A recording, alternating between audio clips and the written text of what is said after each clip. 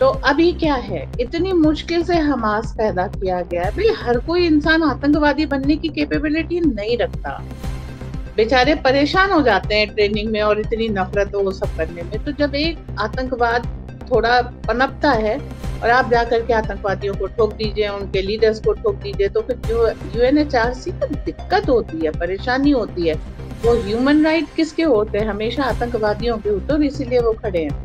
उनको नहीं दिखता कि 7 अक्टूबर को अनप्रोवोक्ड अटैक था, म्यूजिक कॉन्सर्ट पे था, और वहां पर आपने छोटे छोटे बच्चे, लेडीज, जेंट्स सबको उठा के ले गए। चलिए उठा के ले गए और मांगा गया भैया शराफत से वापस कर दो, तो आज तक नहीं किए। आज तक हॉस्टेजेस हैं उनके पास, और अभी भी हर बार जो है टालमटोली चलती रहती है, आज नहीं हम कल देंगे। जय हिंद, नमस्कार। मैं अंबर जैदी स्वागत करती हूँ आप सबका एक बार फिर से हमारे आज के कार्यक्रम में। और आज बात करने वाले हैं यूएनएचआरसी की उस रिपोर्ट पर जिसमें गाजा को लेकर कई सारी बड़ी बातें की गई हैं और उसको इजराइल ने कंडेम किया है। इजरायली लीडरशिप ने, नेतन्याहू की बात करें और पूरी लीडरशिप की बात करें, उसको पूरी तरह से कंडेम किया है और एंटी सेमेटिक बताया गया है। इस पूरी रिपोर्ट पर डिटेल में बात करेंगे जिसमें बताया गया है कि किस तरह से इजराइल ने systematically women health care system को डिस्ट्रॉय किया, साथ ही साथ जो सेक्सुअल क्राइम है उसको एक वॉर वेपन की तरह यूज किया। बहुत सारे बड़ी बातें इस रिपोर्ट में बताई गई हैं जिस पे हम विस्तार से चर्चा करेंगे। हमारी आज की मेहमान मंजरी अग्रवाल जी, बहुत बहुत स्वागत है आपका। मंजरी जी, जय हिंद, नमस्कार। जय हिंद, नमस्कार, धन्यवाद मुझे बुलाने के लिए। बहुत बहुत स्वागत है आपका मंजरी जी। मंजरी जी, यूएनएचआरसी की रिपोर्ट आई है जिसमें इजराइल को लेकर बड़ी बातें की गई हैं, बड़े दावे किए गए हैं कि कैसे गाजा में जो कुछ भी हुआ, इजराइल ने क्या क्या कुछ किया। इजरायली लीडरशिप ने इसको पूरी तरह से कंडेम किया और एंटीसेमेटिक बताया। आप किस तरह से देख रही हैं इस अपडेट को? यूएन हमेशा जो है यूएस के डीप स्टेट का एजेंडा चलाता रहता है। तो मैं हमेशा कहती हूँ US is equal to UN, UN is equal to US. अब चूंकि ट्रम्प सरकार आ गई है तो मुझे एक वर्ड यूज करना पड़ेगा, यूएस डीप स्टेट। तो अभी क्या है, इतनी मुश्किल से हमास पैदा किया गया है। भाई हर कोई इंसान आतंकवादी बनने की कैपेबिलिटी नहीं रखता। बेचारे परेशान हो जाते हैं ट्रेनिंग में और इतनी नफरत वो सब करने में। तो जब एक आतंकवाद थोड़ा पनपता है और आप जाकर के आतंकवादियों को ठोक दीजिए, उनके लीडर्स को ठोक दीजिए, तो फिर यूएनएचआरसी को दिक्कत होती है, परेशानी होती है। वो ह्यूमन राइट किसके होते हैं? हमेशा आतंकवादियों के होते हैं, और इसीलिए वो खड़े हैं। उनको नहीं दिखता कि 7 अक्टूबर को अनप्रोवोक्ड अटैक था, म्यूजिक कॉन्सर्ट पे था, और वहां पर आपने छोटे छोटे बच्चे, लेडीज, जेंट्स सबको उठा के ले गए। चलिए उठा के ले गए और मांगा गया भैया शराफत से वापस कर दो, तो आज तक नहीं किए। आज तक हॉस्टेजेस हैं उनके पास, और अभी भी हर बार जो है टालमटोली चलती रहती है, आज नहीं हम कल देंगे, फिर परसों बात करेंगे, ये करेंगे, अच्छा सीज फायर करो, ये वो, ये इतना सारा जो 1 साल से ऊपर समय हो गया, तो 1.5 साल हो गया। वो ह्यूमन राइट वायलेशन नहीं है, वो हॉस्टेजेस के कोई ह्यूमन राइट वायलेशन नहीं है। वो जो बच्चे जिनके सामने उनके माता पिता का खून कर दिया गया, जिनको मारा गया, किसी को, कुछ रिपोर्ट्स तो यहाँ तक कहती हैं कि अवन में जो है बच्चों को डाल दिया गया और अवन ऑन कर दिया गया, इस तरह की एट्रोसिटीज हुई। वो क्या एंटी ह्यूमन राइट्स नहीं थी? और अगर इतना सब कुछ झेलने के बाद अगर इसराइल रिस्पॉन्ड नहीं करेगा तो वो कंट्री आर दे? तो ये जो एक तरफा जो बातें हैं ना, ये बहुत गड़बड़ है। इसको मानव अधिकार नहीं कहते, इसको दानव अधिकार कहते हैं कि आपके ऊपर एट्रोसिटी करने का मुझे तो अधिकार है, पर आपके पास कोई वो नहीं है कि आप इसे रिचालिएट कर दें। देखिए, यूएन ने गाजा में पाइपलाइंस डाली, उसी पाइपलाइन को खोद करके उसका रॉकेट लॉन्चर बनाया हमास ने। यूएन को कोई वायलेशन नजर नहीं आया। उसके बाद डीजल उन्होंने किससे लिया? यूएन आरडब्ल्यूए के ऑफिस से लिया।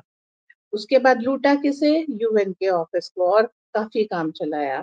एड मटेरियल किसने भेजा? यूएन ने। बेचा किसने?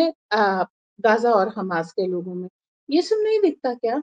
अब वो कह रहे हैं कि आपने human women's health care system को डिस्ट्रॉय किया।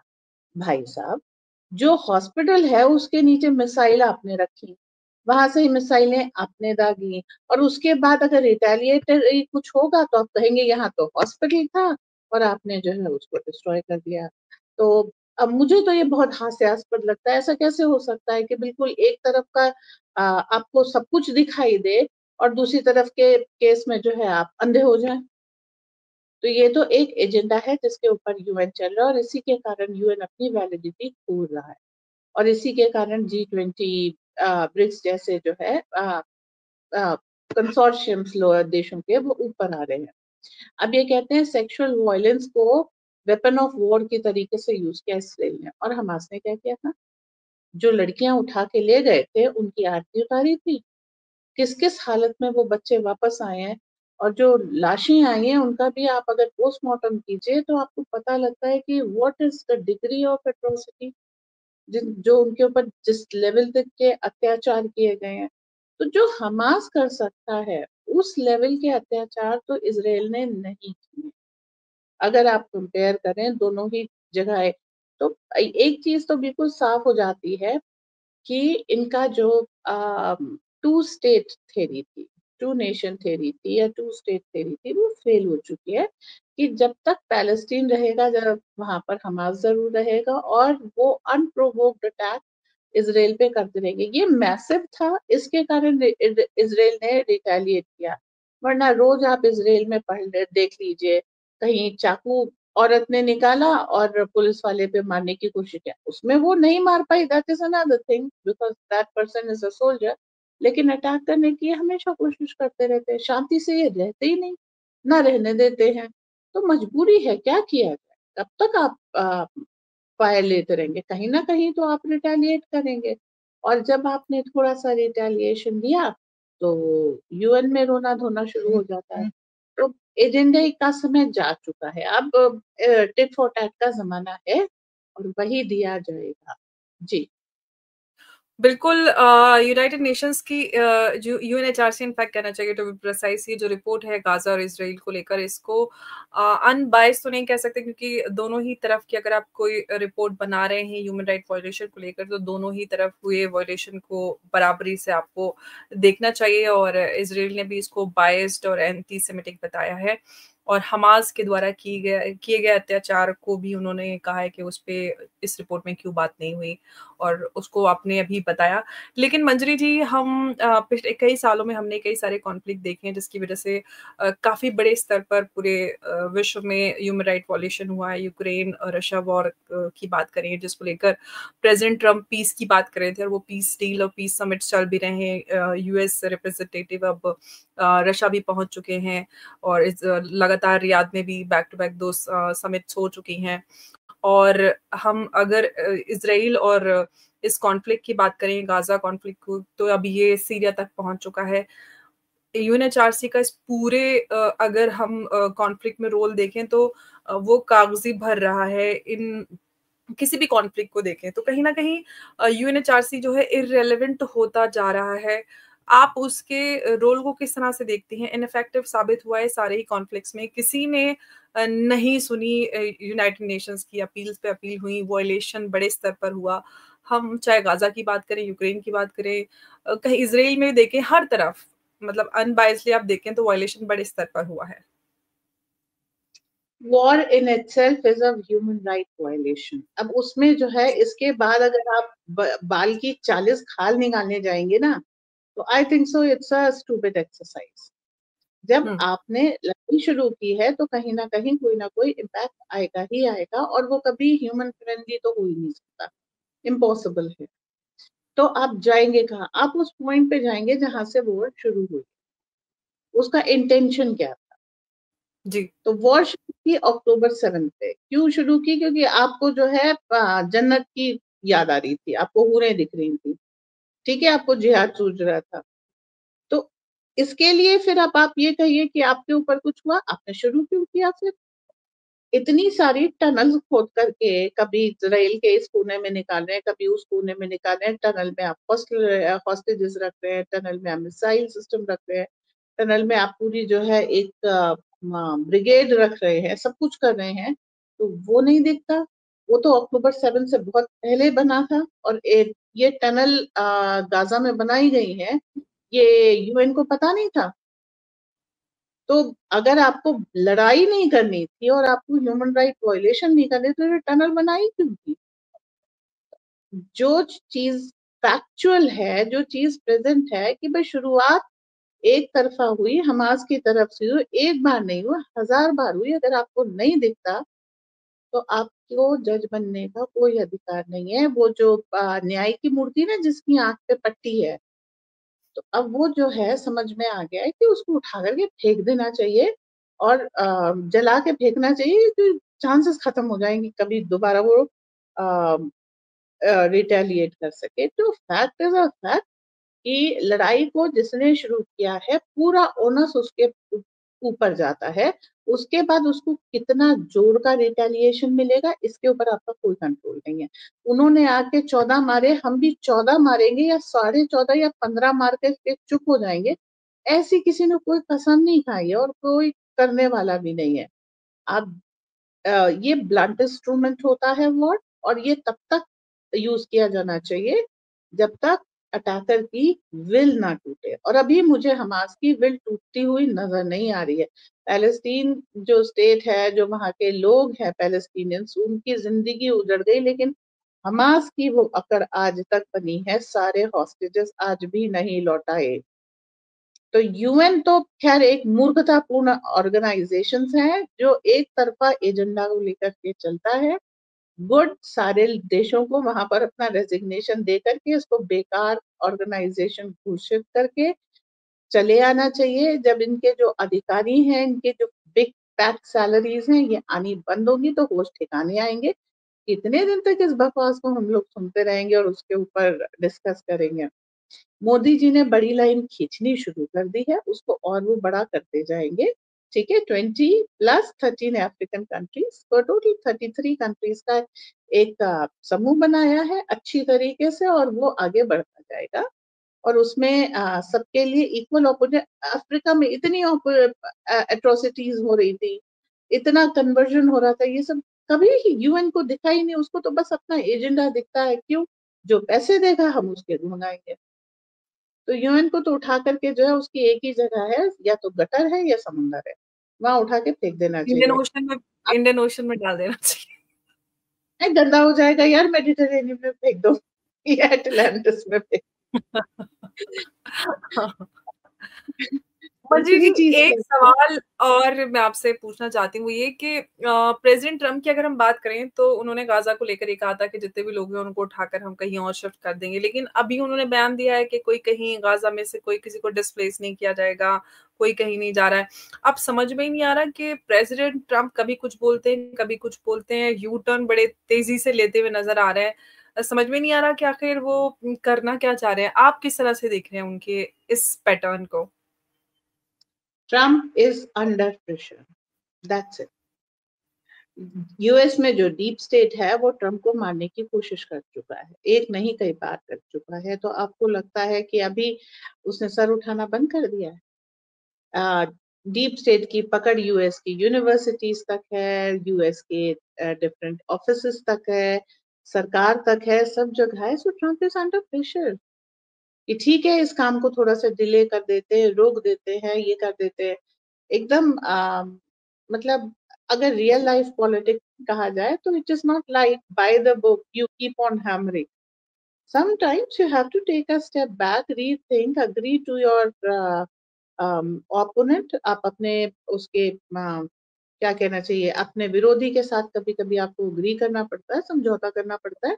उसके बाद आप आगे आते हैं और उस काम को करते हैं। तो मैं इसको ट्रम्प का जो है बैक ट्रैक वगैरह नहीं कहती हूँ, मैं ये देखती हूँ उनके ऊपर प्रेशर बढ़ता जा रहा है।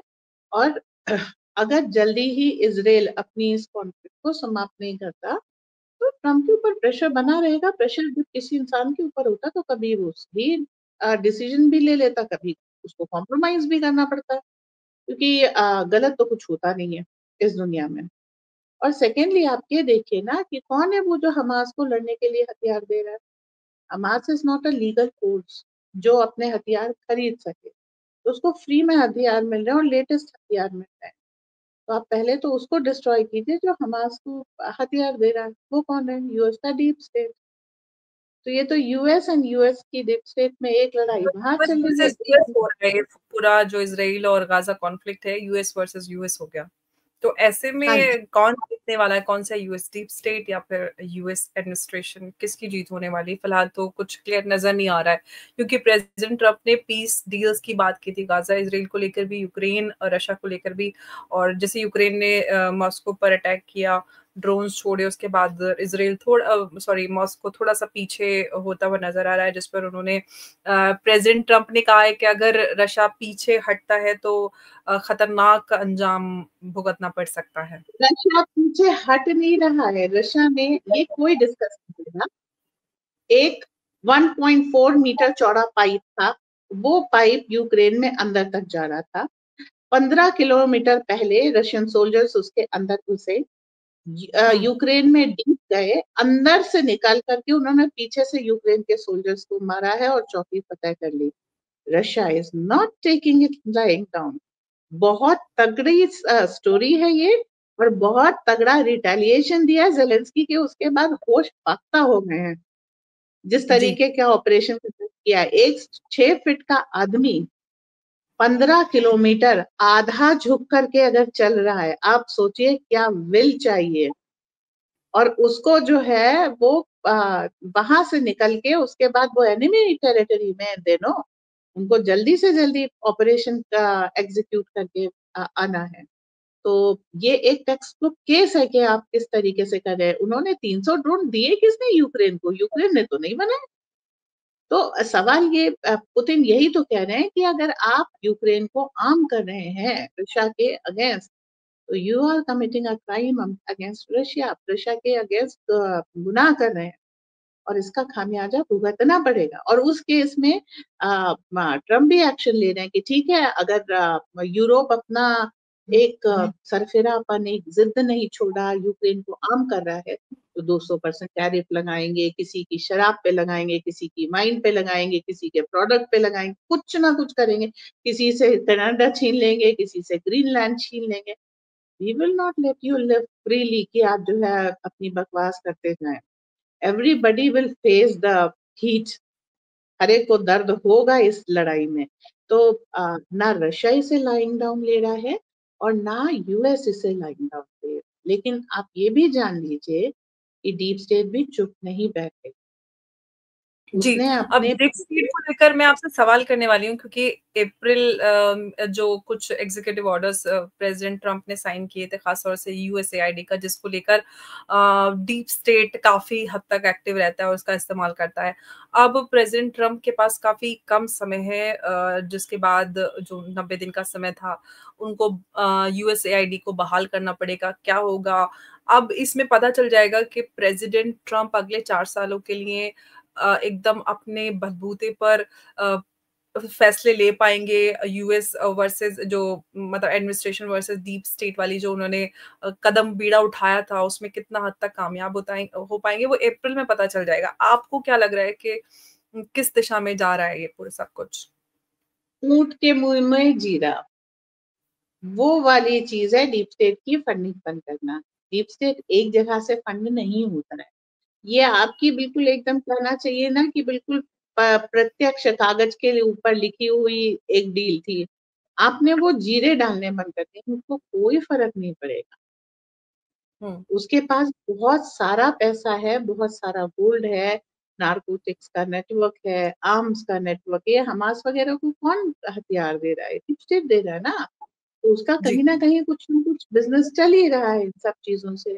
तो डीप स्टेट को कोई फर्क नहीं पड़ा है। हाँ, एक सेकंड के लिए उसको ये शौक लगा कि अच्छा, मेरे विरोध भी कोई में भी कोई डायरेक्ट एक्शन ले सकता है। लेकिन उसके पास सब जगह देखिए, जहां प्रोटेस्ट शुरू हुए डीप स्टेट एक्टिव हो गया। यूएनएचआरसी की जो रिपोर्ट है वो डीप स्टेट के रीएक्टिवेट होने की पहली आहट है, जी। क्योंकि इस तरह का काम डीप स्टेट ही करता है। तो ऐसा नहीं है कि डीप स्टेट में कुछ वो बैकफुट पे आ गया है और आपने फंडिंग रोक दी है तो डीप स्टेट खत्म हो जाएगा। वो डीप स्टेट है, उसकी जड़ें बहुत गहरी हैं। उसकी टनल्स हमास की टनल से कम 1000 गुना ज्यादा गहरी हैं। उसको कोई फर्क नहीं पड़ेगा, वो 10 और नए हमास क्रिएट कर लेगा। तो लड़ाई अभी लंबी चलेगी और कई बार आप ऐसे में देखेंगे कि आपके बड़े बड़े राजनेता बैकफुट पे आ रहे हैं, फिर वो कोशिश करेंगे, सक्सीड होंगे। तो ये टग ऑफ वॉर की तरीके से आप चीजें देखेंगे जब तक वो फाइनल पोजीशन पे नहीं पहुंचती, और फाइनल पोजीशन पे पहुंचने में आपको समय लगेगा। ये आजकल मंजरी, परसों में एक सवाल जो 2025 में होता है। जी, जी एक एक और इस बोलिए। सवाल ये है कि यूनाइटेड स्टेट खुद इन एक्सट्रीमिस्ट टेररिस्ट ऑर्गेनाइजेशन को पहले तो बनाता है, फिर उसके बाद उसके अगेंस्ट खुद लड़ाई खड़ी करता है। हमने देखा था कि जब ओबामा आए थे उन्होंने भी ऐसे ही टेररिस्ट आउटफिट्स को लेकर खुलासे किया था कि कैसे किया गया, फिर हम उसके खिलाफ लड़ाई लड़ रहे हैं। तो कहीं ना कहीं आपको नहीं लग रहा कि ये पैटर्न रिपीटेड है कि आप आएंगे पहले बनता है, अब मतलब अब चाहे कोई भी लीडर हो, है तो मतलब यूएस की सरकार, आपका फेस चेंज हो जा रहा है, राइट या लेफ्ट विंग की हो, लेकिन कहीं ना कहीं पैटर्न एक जैसा नजर आता है। Obama is a part of that deep state, तो वो हम्म। अपनी ही थोड़ी सी पोल खोल करके और अपना काम निकाल रहे थे। पर जी Trump is anti deep state, इनकी जान को खतरा है डीप स्टेट से, ये हम देख चुके हैं। तो जी ये जो पट्टी खोल रहे हैं वो डीप स्टेट की पोल पट्टी खोल रहे हैं, इसलिए खोल रहे हैं ताकि उसको समाप्त किया जा सके, उसकी एक्सेप्टेंस और उसकी अनिवार्यता खत्म हो। बट ओबामा ने जो काम किया उसने तो कहना चाहिए अपना उल्लू सीधा किया ना इनको यूज करके। तो दोनों के अप्रोच में, दोनों के रीजन में, हालांकि दोनों का काम एक जैसा लगता है, but the reasoning and the thought process is just opposite, वो बिल्कुल अलग है, उल्टा है। ओके। जी ये वही बात हो गई कि एक लाश पड़ी है, अगर उस व्यक्ति को एक आर्मी ऑफिसर ने मारा है, इसका मतलब है देश की रक्षा हुई है, लाश है। और अगर उसे किसी सामान्य नागरिक ने मारा है तो हो सकता है वो खून हो। तो सैनिक को अवार्ड मिलेगा और सामान्य नागरिक को सजा मिलेगी। तो लाश एक ही है, डीप स्टेट की पोल खोलना एक ही है, लेकिन ओबामा ने किया है अपने फायदे के लिए, ट्रम्प कर रहा है वैश्विक फायदे के लिए। दोनों की अप्रोच, दोनों का टारगेट बिल्कुल अलग। जी जी, बिल्कुल। अब प्रेसिडेंट ट्रम्प रशिया, यूक्रेन और गाज़ा, इज़राइल पीस को लेकर जो बात करते आए थे कैंपेनिंग से लेकर अभी तक, अभी फ़िलहाल तो रशिया, यूक्रेन पर ही अटके हुए हैं, वो भी आगे नहीं बढ़ पा रही है। क्या हम कितनी पीस होते हुए देखते हैं विश्व में? वैसे तो हो नहीं रही है, बल्कि और अशांति फैलती जा रही है। अब ये सीरिया तक पहुँच गई है। वादे तो उन्होंने काफ़ी बड़े किए थे, लेकिन ये अशांति बढ़ती जा रही है, शांति तो दूर की बात है। अब देखते हैं कितनी शांति होती है या ये अशांति और ज़्यादा बढ़ जाती है, ये तो आने वाला समय बताएगा। मंजरी जी, बहुत-बहुत आपका धन्यवाद हमारे साथ आज की इस चर्चा में जुड़ने के लिए। जय हिंद, नमस्कार, जय भारत।